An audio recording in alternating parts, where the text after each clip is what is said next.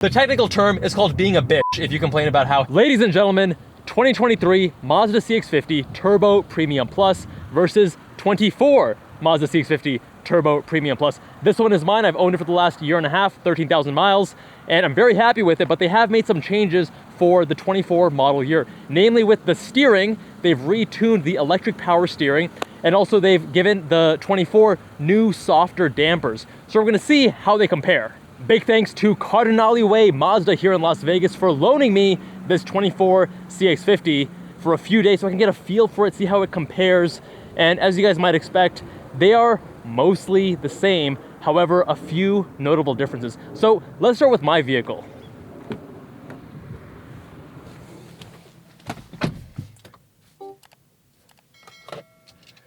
One thing you gotta note is that it won't detect your key if you put it on the tray, so you gotta kind of hold it more towards the middle of the car.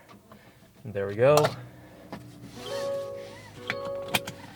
For those who haven't seen my videos before, I absolutely love this car. Bought it brand new, November of 2022. Put on 13,000 miles roughly. And I love the way this drives. If you are a car enthusiast, if you enjoy driving dynamics, driver inputs, then this drives a lot better than you would expect. A compact CUV, torsion beam, rear suspension, and the price point of around $42,000 new drives really well. Now, the main complaints from customers in that first model year, this is the first model year, the 2023, was that the steering is too heavy and the ride is too firm. Now, I actually spent the time just now inflating the tires so that they're even across all four tires on both vehicles because, of course, tire pressure, you're gonna lose some air over time, it's gonna leak out, and that softer tire pressure is gonna influence the ride quality. And I wanna give you guys an apples to apples comparison. So we made that consistent. And I noticed actually a massive change because the recommended PSI here is 35. And I think the light, your TPMS light, will come on around a PSI of 30. And I remember maybe a few months ago going to fill some air in my tires, and I was shocked at how different the ride quality was because just that, however much it was, 3 to 5 PSI. Now, for those who are used to sportier vehicles, I would not call this too firm by any means. I think it's still very comfortable. For a CUV, it is tuned a little stiffer than average. Keep that in mind. So if you're used to a RAV4 or a CRV or something else that's comparable, those are gonna ride a lot softer, a lot more compliant. This is sporty, but I wouldn't call it harsh.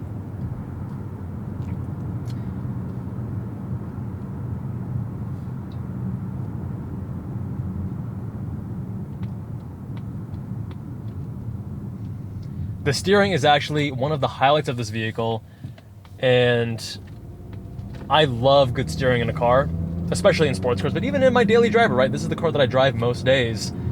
And it is also heavier than the average CUV, but it's not too heavy. Some people complain like they can't turn.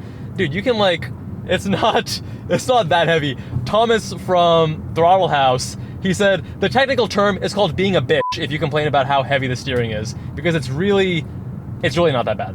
But again, it is heavier than average. And what Mazda is doing here is they're creating a more mainstream vehicle. So they want to appeal to the masses so they can sell as many of these as possible. And to the masses, to the average consumer, this is going to feel a little bit too heavy. But again, those who are a little bit more performance car or enthusiast vehicle minded, those that like a sportier driving experience, it's such a fantastic steering rack. It gives you great feedback. It loads up as you put weight over the front wheels as you're cornering. It's just really, it kind of proves that you can have really good steering without needing a hydraulic rack. This is electric power assist, and it still has the lane keep assist and all those things, but the steering is still so good. And now it's time to hop into the 2024 Mazda CX-50 and see how it compares. Now, the MSRP of this vehicle is $43,300 plus a $1,375 delivery, processing, and handling fee. So I think it's about $1,000 more than the 23. Getting inside, we also have the terracotta interior, which it's the right way to go, man. you got to go with the terracotta interior. There's two options. Black is the other option. And when I was looking for mine, I would eliminate a vehicle if it was everything, you know, the exterior color, the trim, you know, Turbo Premium Plus, etc. was all there, but it was black interior. I said, I don't want it because this just makes it feel so much more premium, so much more unique and colorful and lively on the inside. Now, coming into the interior, it is largely the same. You're gonna notice one difference though, which is the steering wheel is a different material. It's also not quite as thick. I feel like my steering wheel's a little bit thicker, and you can see, you know, the material is a little bit softer, and I would say my steering wheel is closer to this material, whereas this is something I've seen in other vehicles. It is softer, it is a little bit thinner, and I don't think that most people are gonna have a strong preference one way or another because they're both nice to use, nice to touch. And let's take this for a spin. For those with a discerning eye, you'll notice we're rocking the Grand Seiko SGBA 443, aka Shunbun, Japanese watch with the spring drive movement. I figured makes sense. We're comparing two Mazdas, two Japanese vehicles, even though these are made in Alabama. Now, if you're noticing some differences in the screen and such, the film is still on. This car is brand new, and you know, the interior is essentially the same. The screen quality and everything is the same. All right, first impressions when you get into this vehicle, the steering is a lot lighter, substantially so.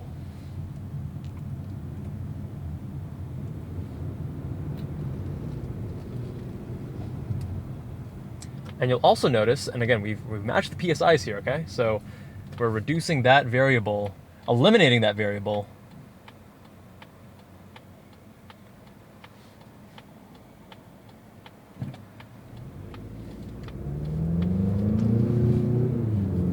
The ride is also a little bit smoother, a little bit more compliant.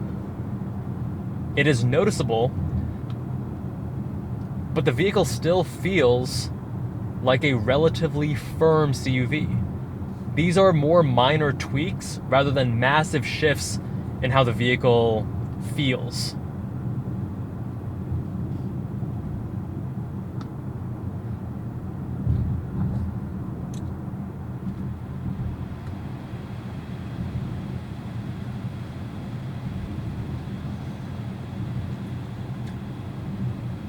This CX-50, again with the same trim, also has the heads-up display, and it should have the sign reader. It'll show you stop signs or speed limit on your HUD, but you have to insert the actual SD card that the dealer will provide you when you buy the vehicle. When I bought mine, they just inserted that SD card here in the center console. I did have to remind them though, right? It's very easy to forget, and that enabled the sign reading.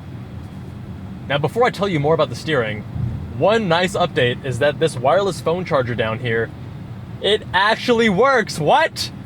That was a big complaint I had with the 2023, which is that the wireless phone charger, even if you're parked stationary, I mean, people have all these ideas. Oh, it's your phone case, it's this, it's that, it's moving when you're driving. I would park the car, take my phone out of its case, do all that stuff, and it still would throw up errors. But here it actually works. So I don't know what they've done, but now I want to take my CX-50, go back to the shop and say, hey guys, can you please add the, oh wait, what? Wireless charging is unavailable. Okay, because it's slid. So what I would need to do is get some like little foam spacers or something to keep it in place while you're turning. But from what I've seen over the last couple days, I have been able to maintain the charge over several minutes, whereas in my car, it doesn't last more than 30 seconds, 45 seconds before it says wireless charging unavailable. So what I can say is the ride is noticeably improved, but you still get that feeling of the road. And the body control is not bad, but it's not quite as good as that first car. So it's always a trade-off, right? The magic is trying to find that sweet spot and tune it in a way where you keep as good of body control as possible and you improve ride quality.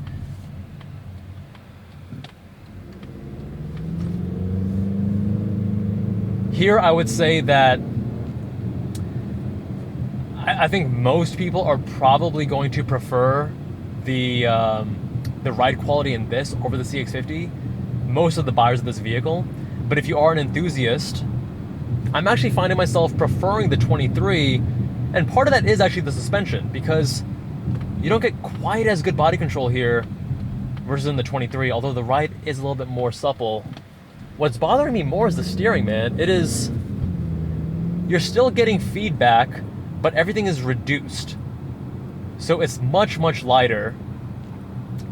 And the weighting up when you're braking and entering a corner, getting the weight over the front tires is not as pronounced in this vehicle versus mine.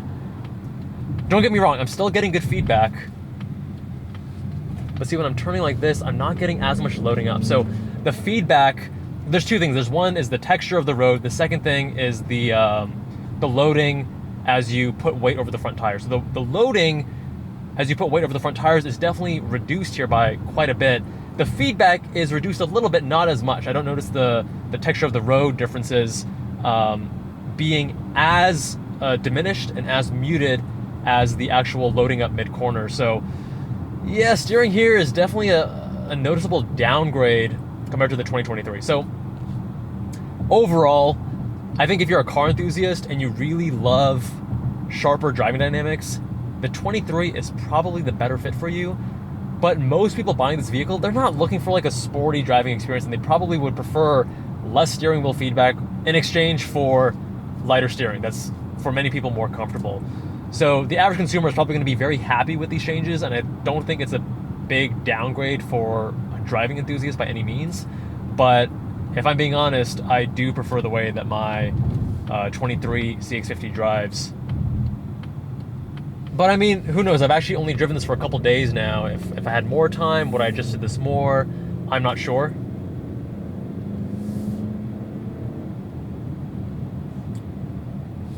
Let me know what you think. First of all, are you team terracotta interior or team black interior?